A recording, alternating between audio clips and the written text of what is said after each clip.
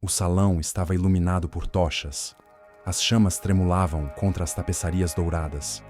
Máscaras cobriam rostos de nobres. Vestes pesadas roçavam o chão de pedra.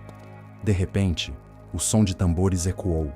6 figuras entraram cobertas de piche e penas, seus corpos pintados como se fossem cadáveres ambulantes.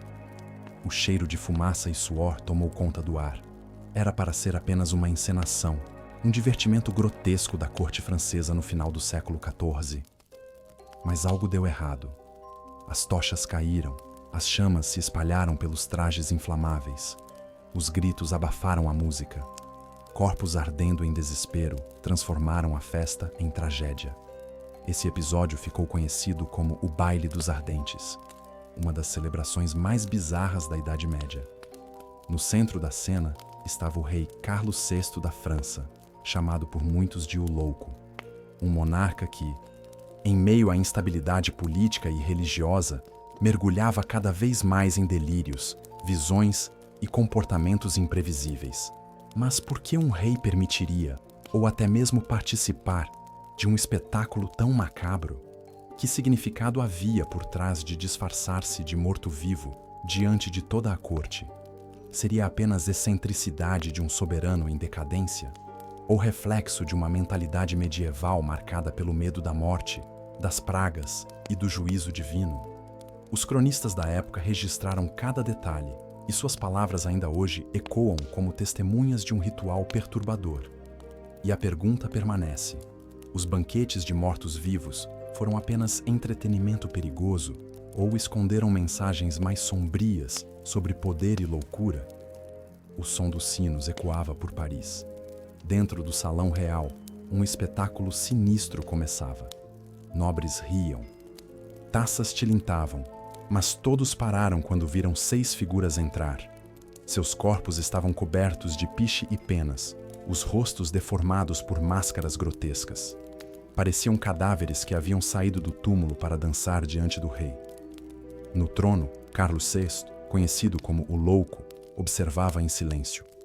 A corte aplaudia o espetáculo, sem imaginar que o horror estava prestes a explodir. Uma tocha caiu. As chamas se espalharam pelo piche. Gritos atravessaram o salão, e os corpos em chamas correram como demônios vivos. O cheiro de carne queimada sufocou o ar dourado do palácio. Naquela noite de 1393, o chamado Baile dos Ardentes transformou uma festa em pesadelo. A loucura do rei misturou-se à loucura da época. Uma França devastada por guerras, epidemias e pela sombra constante da morte. Mas por que um rei aceitaria brincar com a própria imagem de cadáver? O que significava vestir-se de morto-vivo em um tempo em que o medo do inferno dominava cada coração? Os cronistas medievais anotaram cada detalhe desse banquete macabro. Para alguns, foi apenas diversão insana. Para outros, uma mensagem oculta sobre poder, morte e o destino do reino. E a pergunta ecoa até hoje: seriam apenas festas perigosas ou indícios de uma corte obcecada por forças sombrias, onde o rei confundia espetáculo com ritual? Para entender a noite terrível do Baile dos Ardentes, precisamos voltar à França do final do século XIV. O país estava mergulhado em uma era de instabilidade. A Guerra dos 100 Anos contra a Inglaterra consumia recursos, vidas e esperança. As terras devastadas pela guerra conviviam com a fome, e a população ainda sofria as memórias recentes da peste negra, que havia dizimado milhões poucas décadas antes. A morte não era apenas uma possibilidade distante, era uma presença constante, quase palpável, que moldava crenças e comportamentos. No trono estava Carlos VI, coroado ainda adolescente em 1380. No início, o jovem rei era visto como promissor, mas, ao longo dos anos, sinais de desequilíbrio começaram a aparecer. Crises súbitas, alucinações, ataques de fúria. Em certo momento, Carlos acreditou que era feito de vidro e que qualquer toque poderia despedaçá-lo. Essa instabilidade o levou a ser chamado de Carlos, o Louco. A corte, entretanto, não deixava de lado suas tradições de pompa e espetáculo. Bailes, torneios e banquetes eram formas de reafirmar poder diante da nobreza e de distrair-se da dura realidade externa. Mas, em meio a essa busca por entretenimento, surgiam encenações cada vez mais estranhas e ousadas. O macabro e o cômico frequentemente se misturavam, refletindo uma mentalidade medieval em que o riso e o terror caminhavam lado a lado. Foi nesse cenário que nasceu a ideia do Baile dos Selvagens, uma encenação em que nobres se fantasiavam de criaturas grotescas, homens bestiais, meio humanos, meio animais, cobertos de piche e penas. A intenção oficial era divertir, provocar risadas e espanto. Mas, em uma época tão marcada pela obsessão com o além, essas representações ganhavam conotações mais profundas. Vestir-se de morto-vivo ou de monstro era brincar com símbolos de pecado, danação e morte. A festa de janeiro de 1393 foi organizada para celebrar o segundo casamento de uma dama de honra da rainha Isabeau da Baviera. A rainha, conhecida por seu gosto por festas extravagantes, aprovou a ideia. O rei, em um raro momento de aparente lucidez, decidiu participar da encenação. Ele e outros 5 nobres se cobriram de piche e penas, amarraram correntes nos pulsos e se apresentaram diante dos convidados. Mas o ambiente da corte não era apenas de celebração. Muitos viam a extravagância do rei como sinal de fraqueza política. Sua instabilidade mental já havia colocado o governo nas mãos de regentes e conselheiros ambiciosos. Cada erro público era usado contra ele, alimentando rumores e desconfiança. Assim, quando o fogo acidental transformou o baile em tragédia, a reação não foi apenas de horror, foi também de julgamento. Para alguns, foi um castigo divino. Para outros, prova de que o rei havia perdido totalmente o senso da realidade. As crônicas de Jean Froissart e outros cronistas descrevem com riqueza de detalhes a cena e suas consequências. Essas fontes não apenas registraram o evento, mas também moldaram a forma como ele seria lembrado, como o retrato de uma corte decadente, entregue a excessos perigosos sob a liderança de um monarca desequilibrado.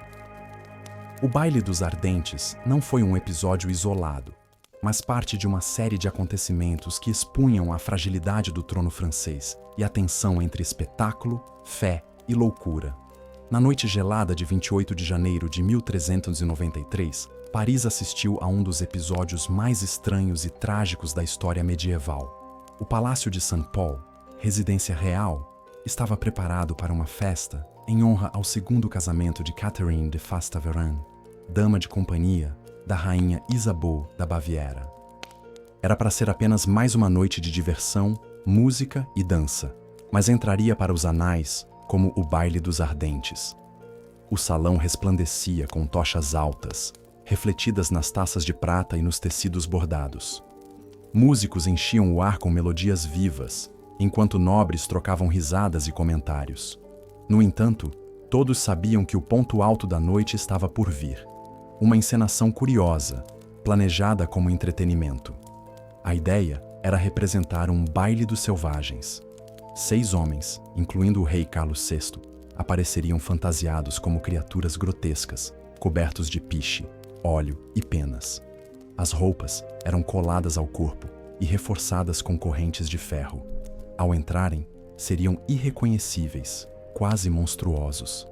A intenção era provocar choque e riso, uma caricatura dos homens selvagens, que na mentalidade medieval simbolizavam o caos e a vida fora da ordem cristã. Quando as figuras surgiram no salão, um silêncio tenso tomou conta da plateia. As chamas das tochas refletiam nos corpos negros e brilhantes. Eles urravam, saltavam, roçavam uns nos outros como animais indomados. As correntes tilintavam no chão de pedra, e os convidados recuavam, fascinados e assustados. Entre os presentes estava o Duque de Orleans, irmão do rei. Embriagado e excitado pela cena, ele ergueu uma tocha para observar melhor. Um gesto simples, quase banal. Mas bastou uma faísca. O piche que cobria os trajes era altamente inflamável. Em segundos, as chamas se espalharam pelos corpos dançantes. O salão mergulhou em pânico. Gritos de terror ecoaram quando os selvagens se transformaram em tochas humanas. Alguns tentaram apagar o fogo rolando no chão. Outros correram em desespero. O cheiro de carne queimada e fumaça sufocou o ambiente. Dos 6 participantes, 4 morreram queimados. Um conseguiu escapar ao se jogar dentro de uma tina de vinho. O próprio rei Carlos VI sobreviveu por intervenção rápida de sua tia, a duquesa de Berry, que o protegeu com suas saias e abafou as chamas. A corte, que instantes antes ria, agora chorava e rezava.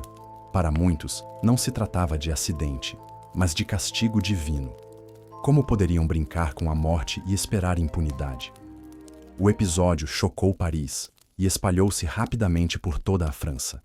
As crônicas da época, como as de Jean Froissart, descrevem a cena em detalhes. Ele escreveu que a alegria se transformou em horror e que a imprudência do rei foi vista como sinal da ira de Deus sobre o reino. Outras fontes relatam que padres e monges usaram o episódio como sermão contra a decadência da corte e a loucura do monarca. O desastre não apenas manchou a reputação do rei, já fragilizada por crises de insanidade, mas também aprofundou a desconfiança dos nobres. Muitos passaram a ver em Carlos VI um soberano incapaz de governar, não apenas por sua doença mental, mas porque sua corte parecia entregue a excessos perigosos. O Baile dos Ardentes marcou a memória coletiva como exemplo de insensatez e presunção. Mais que um acidente, foi interpretado como metáfora, uma corte que brincava com fogo enquanto o reino ardia em guerras e divisões. O incêndio do Baile dos Ardentes não ficou apenas como um acidente trágico.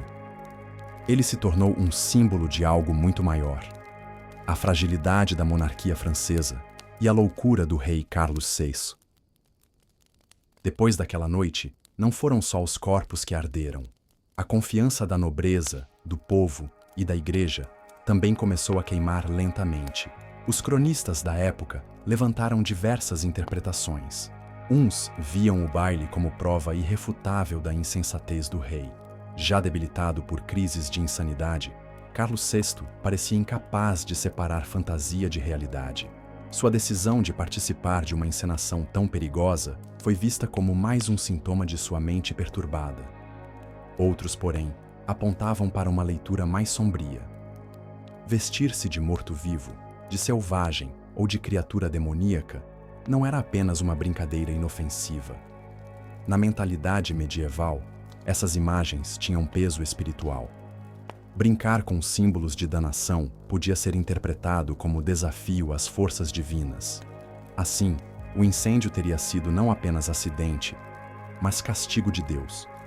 Sermões pregados após o desastre reforçaram essa leitura, lembrando que quem brinca com o fogo do inferno cedo ou tarde será consumido por ele. Há também uma dimensão política. Muitos nobres já desconfiavam da capacidade do rei em governar. Sua doença havia aberto espaço para regências e lutas internas entre facções da corte. O desastre do baile serviu como munição para opositores. Se o rei não conseguia sequer manter a segurança de uma festa em seu próprio palácio, como poderia defender o reino da Inglaterra ou da fome que assolava o povo? Alguns estudiosos modernos interpretam o episódio de outra forma. Para eles, o baile não foi apenas um delírio insano, mas reflexo da cultura medieval de encenar a morte. A Europa do século XIV convivia com a peste negra, com guerras intermináveis e com sermões constantes sobre o juízo final. Festas e rituais macabros funcionavam como catarse coletiva, rir da morte para suportar sua presença diária. Nesse sentido, o Baile dos Ardentes era parte de um imaginário comum, em que viver significava encarar a morte como espetáculo. Ainda assim, a encenação tinha riscos óbvios. As fantasias eram inflamáveis, e usar tochas em um salão fechado era imprudência grave. Aqui surge uma questão. Seria o desastre resultado de pura negligência ou havia uma intenção oculta? Alguns rumores circularam de que o Duque de Orleans, responsável por acender a tocha fatal, teria agido com descuido proposital. Seu relacionamento com a rainha Isabeau e suas ambições políticas levantaram suspeitas de conspiração, embora nunca comprovadas. Tais teorias inflamaram ainda mais a desconfiança em relação à família real. Entre fé e política, mito e realidade, o episódio foi moldado como o clímax da decadência. Para o povo, ele era sinal de maldição. Para a nobreza, era prova de incompetência. Para os cronistas, era material perfeito para construir narrativas dramáticas sobre um reino à beira do colapso. No fim, o Baile dos Ardentes permanece cercado por perguntas. Até que ponto foi apenas um acidente? Quanto refletia a insanidade do rei? E quanto foi manipulado por interesses políticos ou religiosos para justificar mudanças de poder? O que é certo é que, a partir dali, a imagem de Carlos VI como o louco ficou consolidada. Não apenas por suas crises pessoais, mas porque sua corte parecia encenar diariamente a mistura de morte, espetáculo e ruína. O Baile dos Ardentes é um dos episódios mais bem documentados do reinado de Carlos VI. As principais fontes são as crônicas de Jean Froissart e os registros de Michel Pintuan, o monge de Saint-Denis. Ambos descrevem em detalhes o incêndio, as fantasias inflamáveis, a morte de 4 nobres e a sobrevivência do rei graças à intervenção da duquesa de Berry. Do ponto de vista histórico, os fatos centrais são claros. A festa aconteceu em 28 de janeiro de 1393, em Paris. Era uma celebração para o casamento de Catherine de Fastaverin. Carlos VI e 5 companheiros estavam fantasiados de selvagens. O Duque de Orleans entrou com uma tocha acesa, provocando o incêndio. 4 morreram. 1 escapou ao mergulhar em vinho, e o rei foi salvo por um gesto rápido. O que não pode ser comprovado são as interpretações simbólicas. Muitos cronistas medievais associaram o desastre a um castigo divino, reflexo da decadência moral da corte. Essa leitura deve ser entendida dentro do imaginário religioso da época, em que tragédias eram quase sempre vistas como sinais da ira de Deus. Quanto às teorias de conspiração contra o rei, não há provas documentais. O gesto do Duque de Orleans é relatado como descuido, não como ato intencional. Ainda assim, a rivalidade política posterior entre as facções de Armagnacs e Bourguignons usou o episódio como argumento para fragilizar a imagem do monarca. Assim, o Baile dos Ardentes mistura fatos comprovados, a tragédia, o fogo, as mortes, com interpretações lendárias que deram à cena um tom de ritual macabro. O evento real existiu, mas a sua memória foi moldada por séculos de medo, política e religiosidade. O Baile dos Ardentes sobreviveu nos séculos como um espelho da corte francesa no fim da Idade Média, brilhante em aparência, mas corroída por dentro. A tragédia não foi apenas o incêndio que matou 4 nobres diante de toda a realeza. Foi também a confirmação pública de que o rei Carlos VI não tinha mais controle nem sobre si mesmo, nem sobre seu reino. O episódio mostra como a obsessão medieval pela morte podia transformar festas em rituais quase fúnebres. Entre o riso e o horror, os nobres encenaram a própria vulnerabilidade de um reino devastado por guerras, doenças e divisões internas. Hoje, quando olhamos para os relatos dos cronistas, percebemos como o fogo daquele baile queimou mais que roupas e corpos. Ele incendiou a confiança na monarquia francesa. E talvez esse seja o maior mistério, como um simples gesto em um salão iluminado por tochas pôde simbolizar o colapso de uma dinastia inteira. E você?